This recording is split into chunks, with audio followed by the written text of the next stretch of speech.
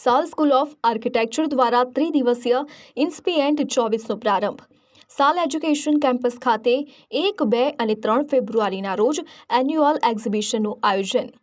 ઇન્સ્પિએન્ટ 24 સાલ school of આર્કિટેક્ચરની પ્રભાવશાળી દશકની ઉજવણી અને વાર્ષિક ઇવેન્ટ શોકેસ।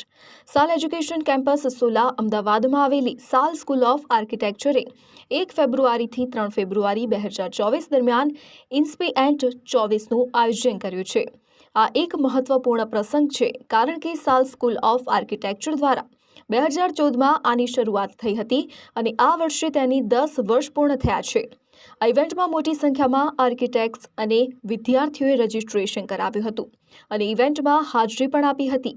આ સમગ્ર ઇવેન્ટનું આયોજન સાલ એજ્યુકેશનના CMD ડોક્ટર રાજેશ શાહ, સાલ કેમ્પસના ડાયરેક્ટર ડોક્ટર રૂપેશ વસાણી તથા સાલ સ્કૂલ ઓફ આર્કિટેક્ચરના પ્રિન્સિપલ પ્રોફેસર ડોક્ટર રમણજ્યોત શ્રીવાસ્તવના માર્ગદર્શન હેઠળ કરવામાં આવ્યું હતું।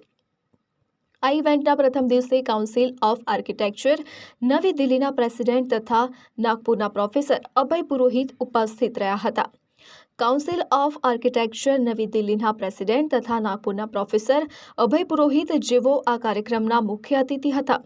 તેઓએ વિવિધ કોલેજો અને પ્રેક્ટિસ કરતા આર્કિટેક્ચર અને ડિઝાઇન ક્ષેત્રના દિગ્ગજોના વિચાર પ્રેરક પેનલ ડિસ્કશન અને ટોક ફેકલ્ટીઝનું આયોજન કર્યું છે।